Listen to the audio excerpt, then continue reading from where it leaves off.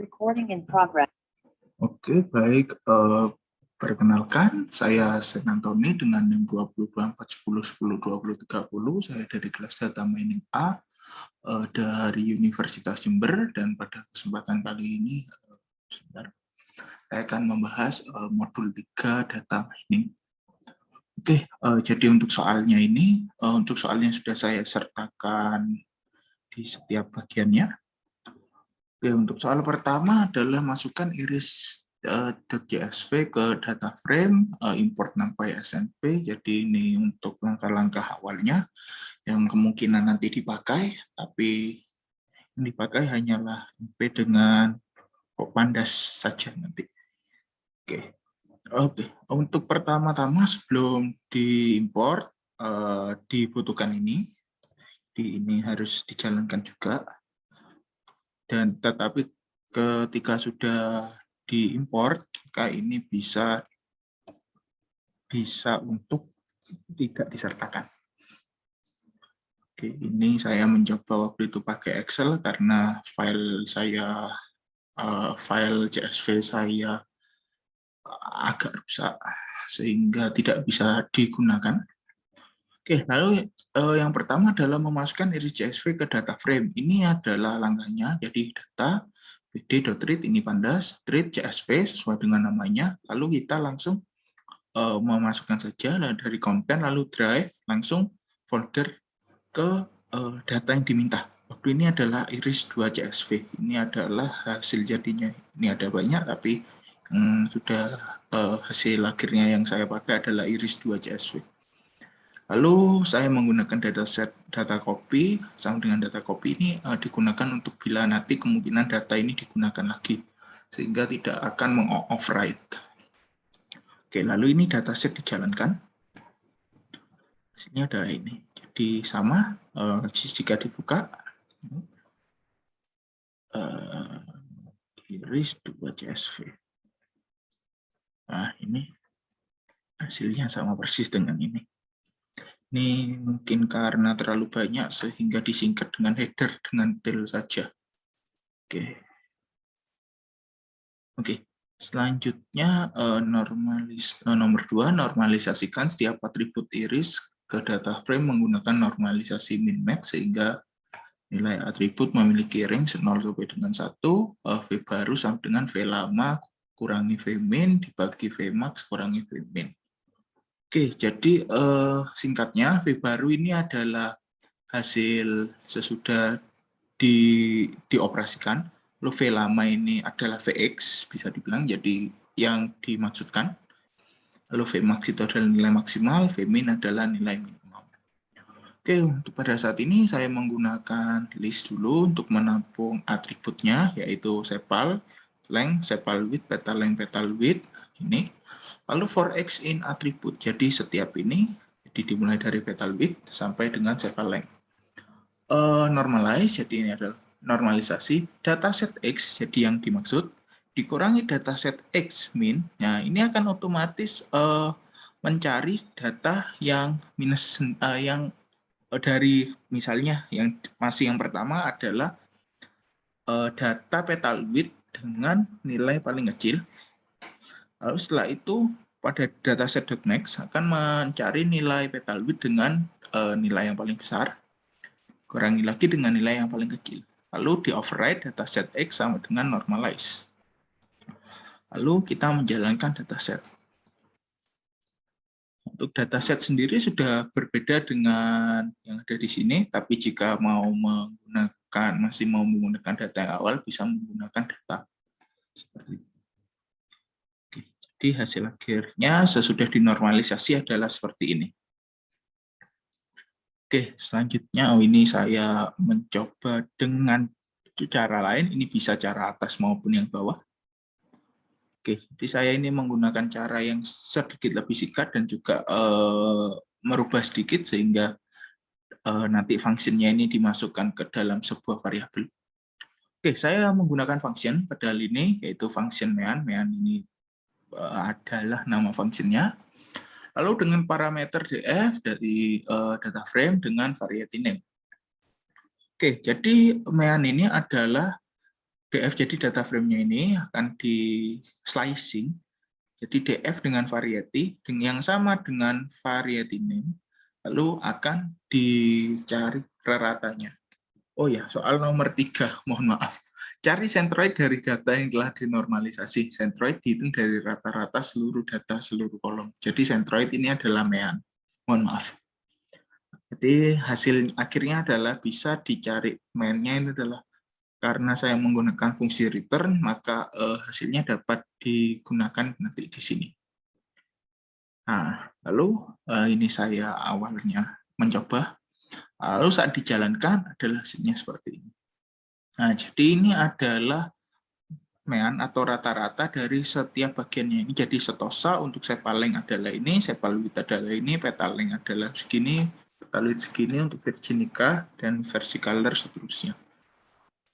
Oke, nomor 4. Jadi nomor 4 ini mirip dengan soal nomor 1, hanya saja data yang digunakan berbeda. Ini masukkan iris testing CSV ke data frame, normalisasikan iris testing CSV menggunakan VMI dan VMAX pada data 1. Oke, jadi ini sama. Bisa di-run dulu untuk hasilnya. Seperti ini. Jadi data ini hanyalah ada 30. Lalu ini jika di-run, datanya juga akan berbeda, tapi Vmax nilai paling kecil adalah 0 dan nilai paling besar adalah 1. Tidak ada yang lebih dari itu. Oke, ini kita dulu biar juga hasilnya pasti berbeda. Oke, ini nomor 5. Sebelumnya saya ingin mencoba langkah ini, tapi sesudah soalnya berbeda sehingga saya tidak menggunakan lagi langkah seperti ini. Oke, jadi untuk langkah yang saya pakai sesuai dengan perintah pada soalnya adalah prediksilah kelas data di iris testing CSV menggunakan kriteria kedekatan distance antara setiap data di iris testing dan CSV ke centroid masing-masing kelas di iris. Oke, jadi secara sederhana ini saya menggunakan data pada nomor 4 dengan nomor 3. Jadi centroid dengan data iris testing CSV yang sudah dinormalisasi.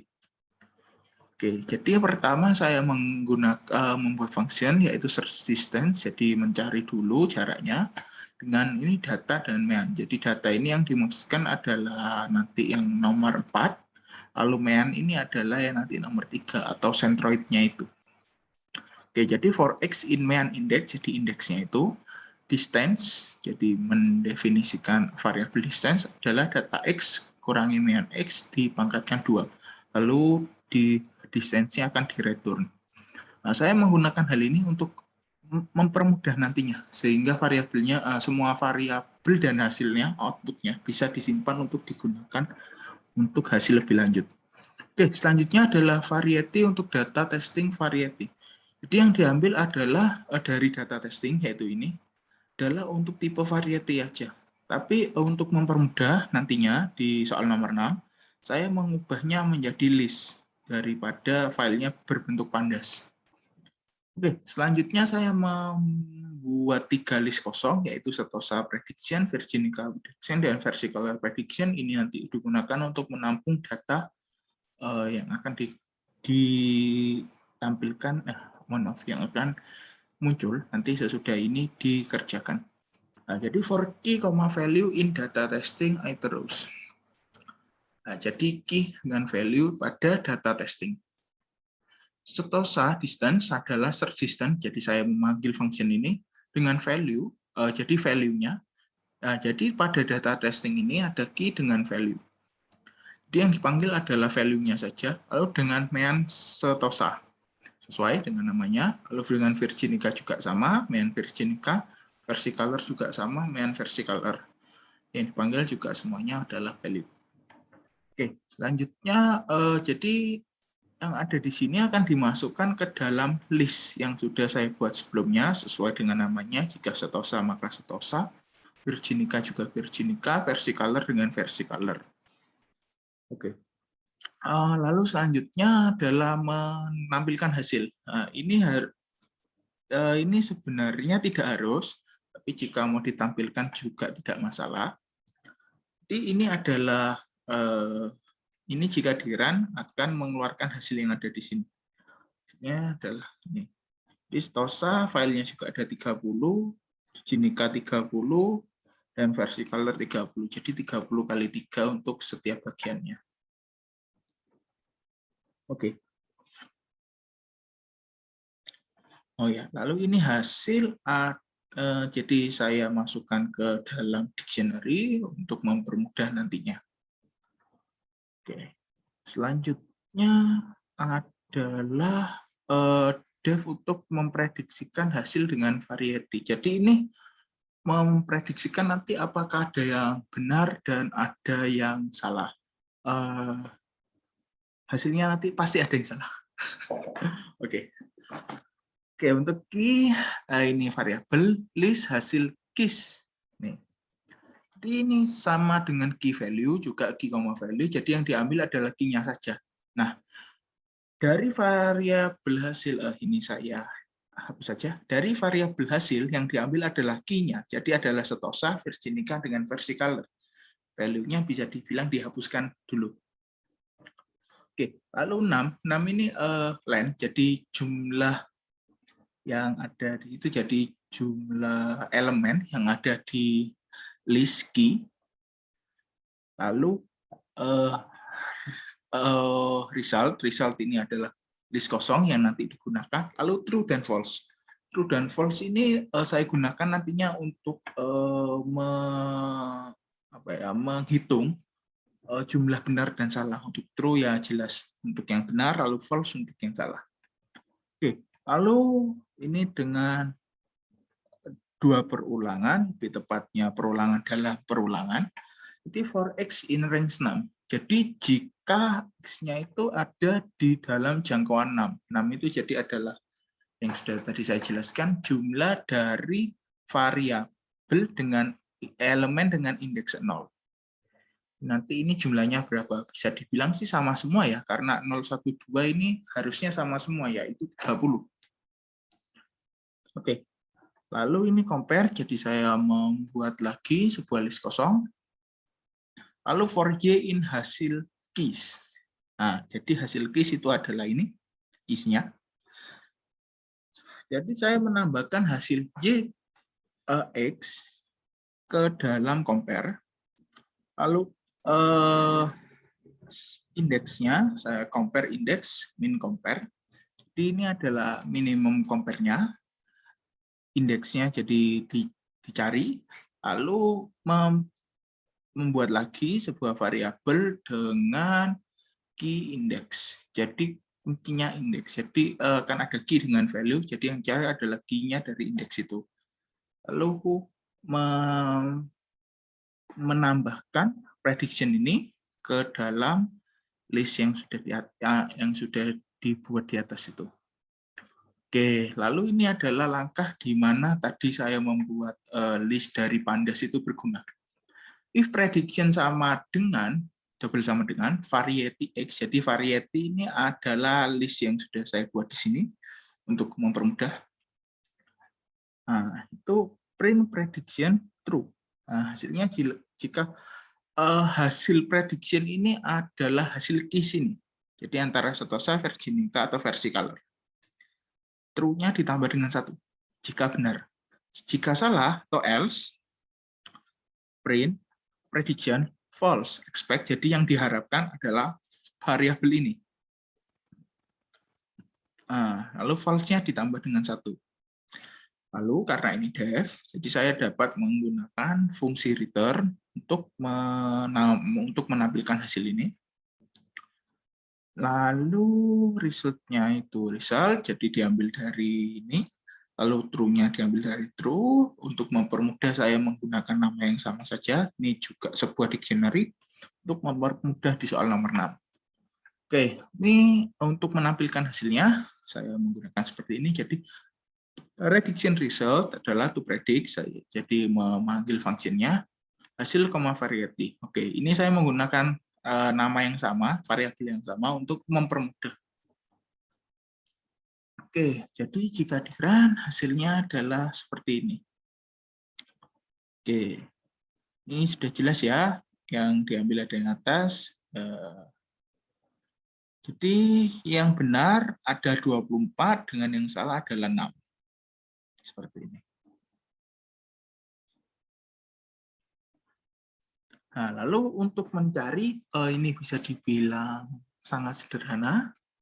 Jadi kita hanya sisa menjumlahkan jumlah true dengan false. Jadi menjumlahkan dulu kan true dan false, lalu jumlah nilai true dibagi dengan jumlah kedua nilai true dan false itu dikali dengan 100. Karena itu langsung saja print prediksi benar sama dengan true, lalu print prediksi salah sama dengan false, nilai akurasinya adalah nanti 80%.